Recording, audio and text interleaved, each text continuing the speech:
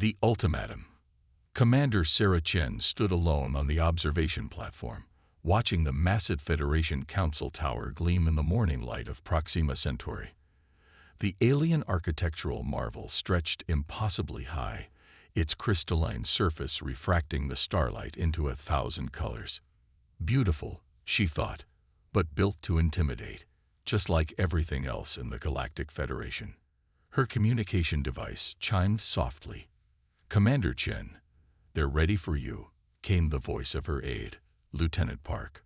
"On my way," she replied, straightening her dark blue uniform. The silver insignia of Earth's United Space Command caught the light as she moved toward the council chambers. The great hall of the Federation stretched before her, its ceiling lost in shadow despite the light from massive floating orbs that drifted through the air. 7 tiers of seating rose around a central platform, each filled with representatives from hundreds of species. Some resembled Earth creatures, mammals, reptiles, even insects, while others defied categorization entirely. But all shared one trait: they had been part of the Federation far longer than humanity's brief 30 years. Sarah stepped onto the central platform, feeling the weight of thousands of alien eyes upon her. The 5 high counselors sat on the highest tier, their faces impassive. High Counselor Vorax, a tall being with silvery skin and eyes that changed color with his mood, leaned forward. His eyes currently swirled with dark purple, not a good sign. "Commander Chen of Earth," he began, his voice amplified without any visible technology. "The Federation Council has reached a decision regarding humanity's place among us."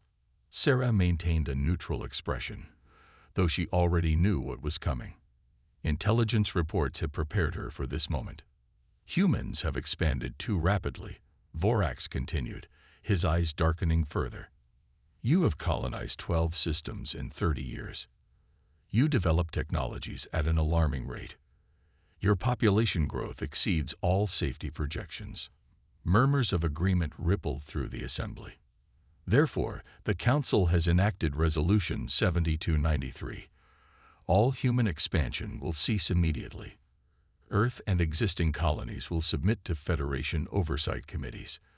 Technology development will require pre-approval from the Council's Science Directorate." Sarah took a measured breath before responding. "High Counselor, humanity has followed all Federation guidelines since first contact. Our expansion has been into uninhabited systems, our technology advancements shared with all Federation members. Your compliance is not a request." "Commander," interrupted Counselor Zix, a small, amphibian-like being with bulbous eyes, "it is a requirement. The resolution has passed unanimously." "And if Earth refuses?" Sarah asked, though she knew the answer. "Then the Federation will enforce compliance," Vorax stated flatly. "You have 60 Earth days to begin implementation. This meeting is concluded." As the light orbs dimmed, signaling the end of the session, Sarah walked steadily from the chamber, her back straight despite the weight that had just been placed on her shoulders. Outside, her team waited. Lieutenant Park fell into step beside her, along with Dr. Eliza Okafor, Earth's chief xenobiologist, who had been living among Federation species for 15 years. "It went exactly as we expected," Sarah said quietly as they boarded their shuttle. "Once the doors sealed and security protocols engaged," she continued, "they're moving to contain us." "Did you get the recording?" Eliza asked. Sarah nodded, removing the small device disguised as a regulation communicator badge. "Everything, including their private deliberations before I entered."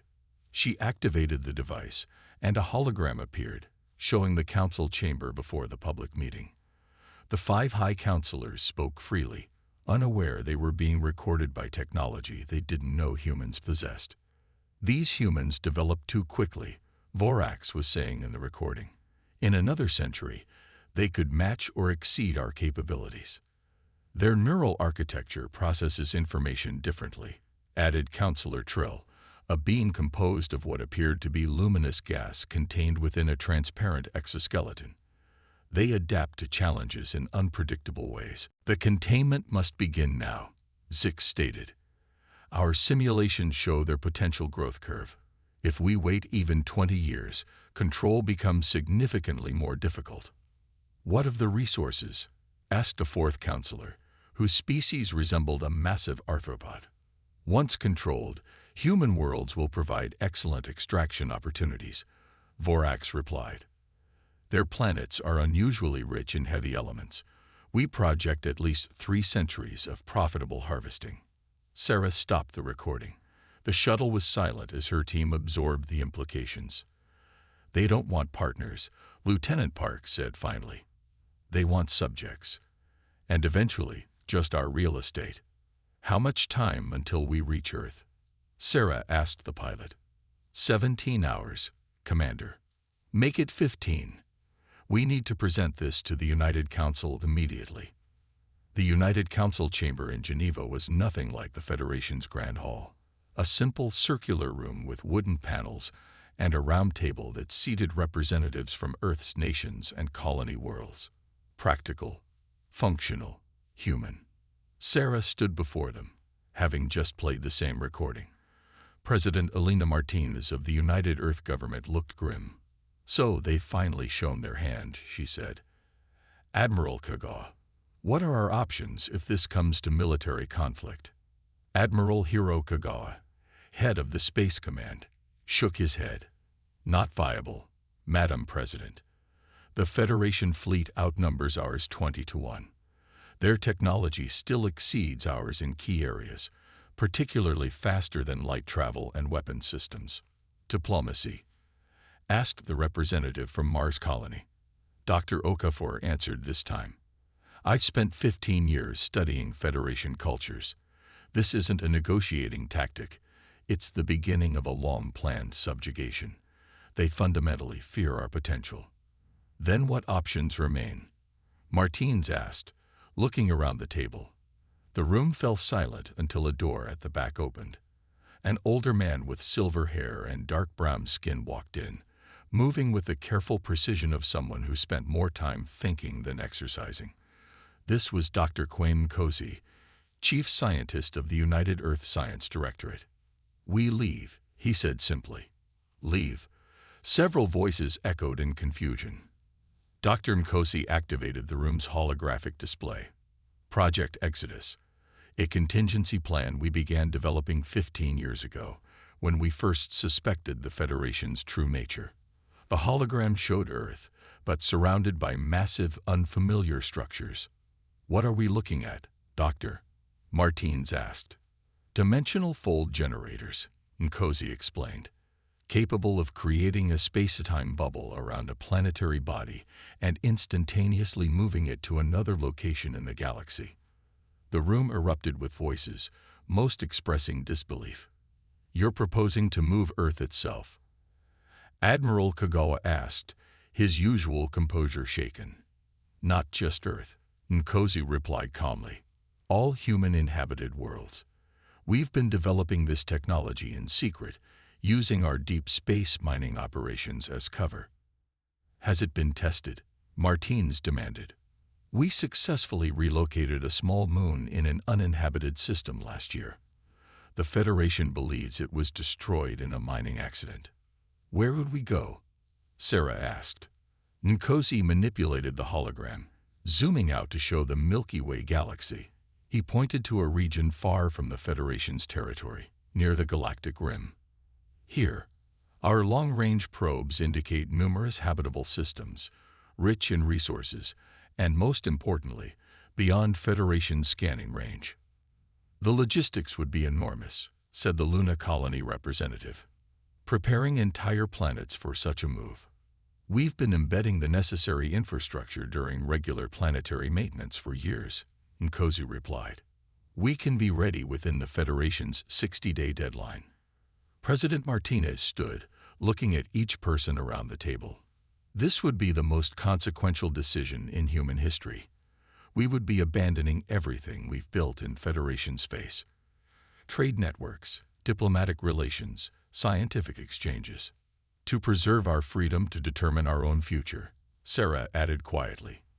There's another aspect to consider, Dr. Okafor said. The Federation has become dependent on human goods, services, and innovation, even while restraining us. Our departure would create significant disruption. Martinez nodded slowly. We need to put this to a global vote. Every human must have a say in this decision. There's one more thing, Nkosi said. A network of volunteers has offered to remain behind. Scientists, diplomats, observers, they would maintain a human presence in Federation space, gathering intelligence and potentially helping other species who might want to follow our path. Sarah looked at the holographic image of Earth with its proposed fold generators. The magnitude of what they were considering was almost beyond comprehension. Yet somehow it felt right. A uniquely human solution to an impossible situation. We have much to discuss, Martinez said. But first, Commander Chen, you and your team should rest. You've done Earth a great service today. As the meeting continued around her, Sarah's thoughts drifted to the High Counselors and their certainty that humans could be controlled, contained, and eventually exploited. They had fundamentally misunderstood humanity's defining trait. When backed into a corner, humans didn't submit. They innovated. The vote was held 1 week later. Every human citizen over 16 years old across Earth and its colonies participated. The result, 78% in favor of Exodus. The next day, all across human space, the greatest engineering project in history began in earnest. Massive fold generators that had been disguised as power stations, mining equipment, and orbital platforms were completed and connected to planetary grids. Scientists finalized navigation calculations while engineers ran constant simulations. Federation observers noted increased activity but interpreted it as military preparations, a conclusion Earth's intelligence services carefully encouraged through strategic information leaks. As the deadline approached, Federation warships took position around Earth and major colonies, a not-so-subtle threat. Commander Chen, now coordinating with Earth's defense forces, watched them from the orbital command station. They still don't know what we're planning, she told President Martinez during a secure communication. Their ships are positioned to prevent conventional space travel, not what we're about to do. All fold generators report ready status, Martinez replied. Dr. Nkosi has set the countdown for tomorrow, at 600 hours. Make sure all our ships are at safe distance, and the volunteers staying behind. In position and prepared. They understand the risks. Sarah nodded, feeling the weight of history pressing down on this moment. See you on the other side, Madam President. Godspeed, Commander. Exodus and return. The morning of humanity's greatest gamble dawned clear and cool over Geneva.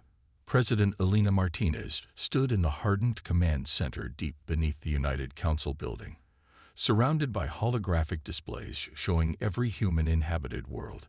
Each was now encircled by the faint blue glow of activated fold generators. Final status report, she ordered.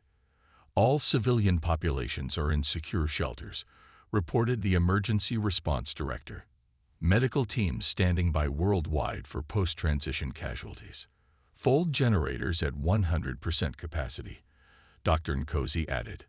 Navigation systems locked on target coordinates. Federation fleet movement, Martinez asked. Admiral Kagawa gestured to a tactical display. Their ships have tightened formation around Earth and major colonies. They're scanning our power signatures but still don't comprehend what they're seeing. A communication alert flashed. Incoming transmission from the Federation flagship, announced the communications officer. The stern face of High Counselor Vorax appeared on the main screen. President Martinez, our sensors detect unprecedented energy buildups around all human worlds. Cease these activities immediately, or we will take action. Martinez looked directly at the alien leader. I'm afraid that won't be possible, Counselor. You gave us an ultimatum that left no room for our sovereignty. We've chosen a third option. Confusion rippled across Vorax's alien features. What third option? There is no. Goodbye, Counselor. Perhaps we'll meet again someday, as equals rather than subjects. Martinez cut the transmission and turned to Dr. Nkosi. Begin the countdown. Across Earth, the fold generators hummed with power, creating a shimmering field that encircled the entire planet. The ground trembled. Electrical systems fluctuated.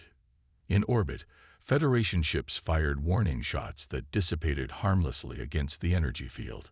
In the command center, Dr. Mkosi watched the countdown reach 0. Fold initiating now. For a moment, everything seemed to pause, a breath held between heartbeats. Then reality itself appeared to bend around Earth.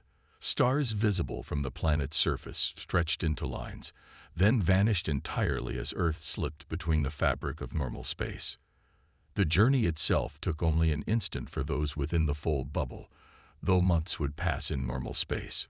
One moment, Earth occupied its familiar place in the Sol system.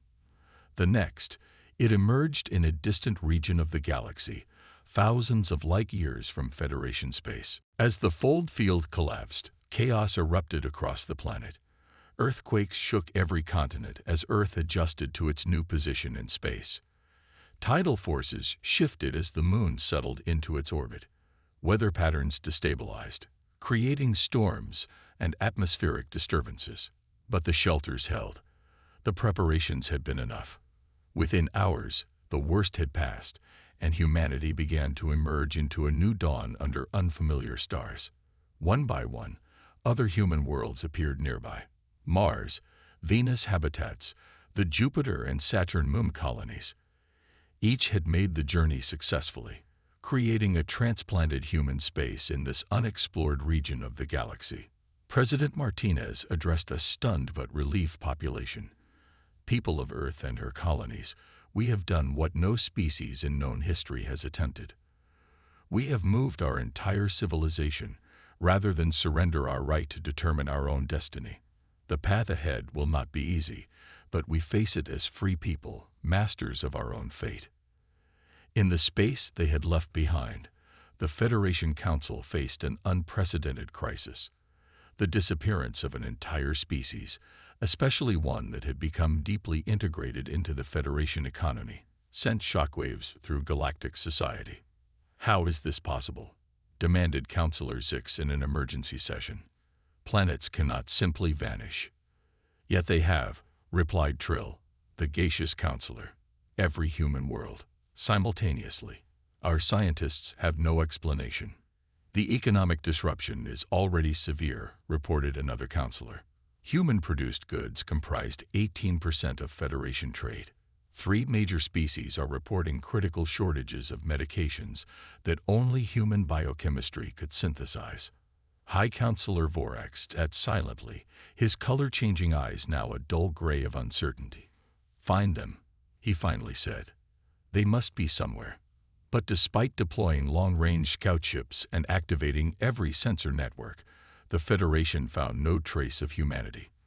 They had disappeared more thoroughly than anyone thought possible.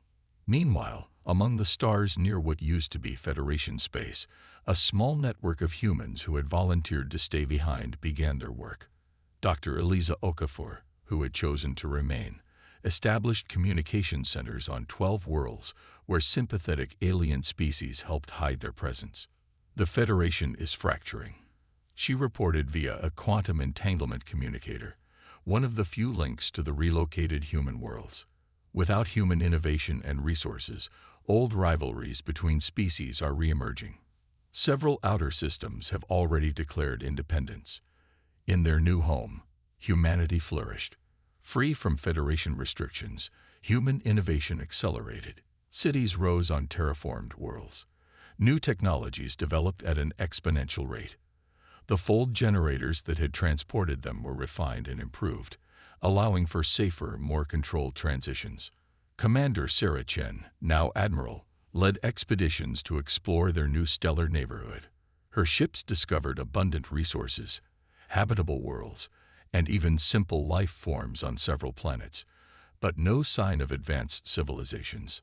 It appears this region was never colonized, she reported back to the United Council. Either the Federation didn't know about it, or they deliberately avoided it. Years passed. A generation grew up knowing only stories of Earth's original home and the Federation that had tried to control humanity.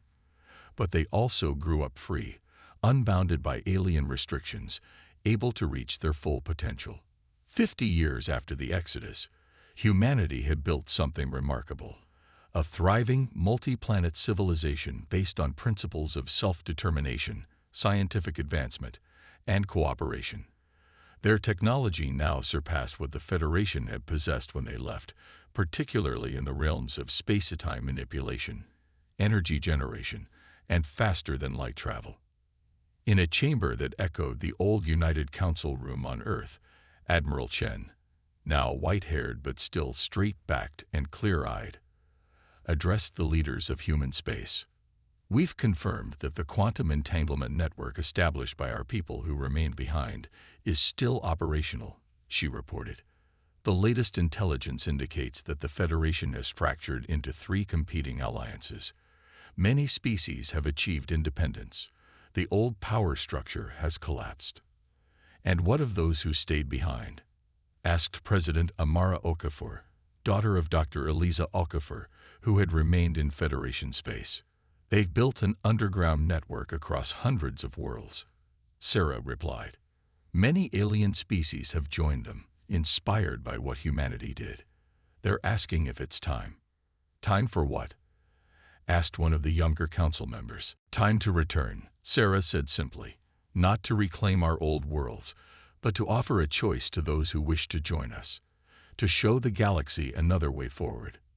The debate lasted days, but eventually, a decision was reached. A fleet would be sent, not a military force, but a diplomatic mission protected by humanity's new technological advantages. When the human ships appeared at the edge of what had once been Federation space, the sensor stations there could hardly believe what they were detecting.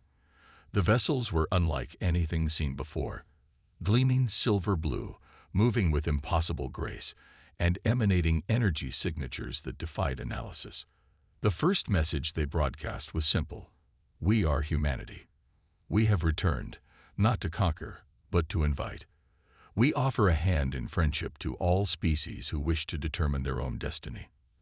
At a border station, an aging alien named Korax, who had once been a junior aide to High Counselor Vorax, watched the human ships with a mixture of awe and fear. He had been there when Earth disappeared, had witnessed the slow collapse of everything he had believed permanent and unshakable. A human representative requested permission to dock. When the airlock opened, a tall woman with dark skin and silver-streaked hair stepped through. She wore a simple blue uniform with a symbol Korax didn't recognize. "I am Captain Maya Okafor," she introduced herself. "Granddaughter of Dr. Eliza Okafor, who remained behind when we left." "I remember her," Korax said, surprised. "She helped many during the collapse." Maya nodded. "She lived a full life, dedicated to building bridges between species who wanted something better than the old Federation's control." "Why have you returned?" Korax asked the question everyone across former Federation space was asking. "To complete what began 50 years ago," Maya replied. "Not just an exodus, but a genesis. We've built something new in the stars, a union of worlds based on equality and self-determination.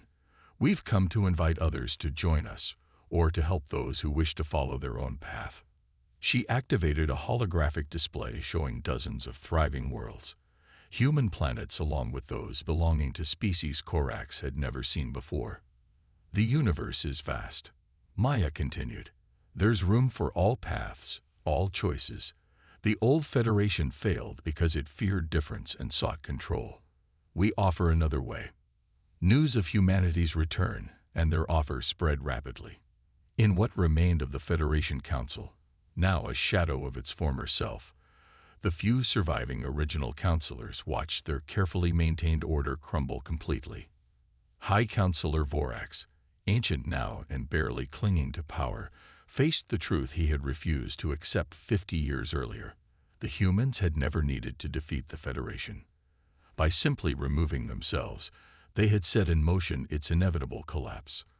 As one species after another either joined humanity's new alliance or declared independence inspired by their example, Vorax finally understood. The Federation had feared humanity's potential to outgrow their control, but in trying to prevent that future, they had ensured it would come to pass. On the bridge of her flagship, Admiral Sarah Chen, now in her final years of service, looked out at the stars with a sense of completion. The young officer who had stood alone before the Federation Council seemed like someone from another lifetime. "Admiral," her aide said, interrupting her thoughts, "the last Federation core world has requested membership in the Alliance. The Council has dissolved itself." Sarah nodded. "And so it ends. Not with the war they feared, but with a choice." "Was this what you imagined when we left?" the aide asked. Sarah smiled. "No, this is better. We didn't just escape control. We showed the galaxy there was never any need for it in the first place." As her ship turned toward home, toward the distant stars where humanity had rebuilt itself, Sarah thought about the simple truth the Federation had never understood. True power didn't come from controlling others, but from having the courage to chart your own course among the stars.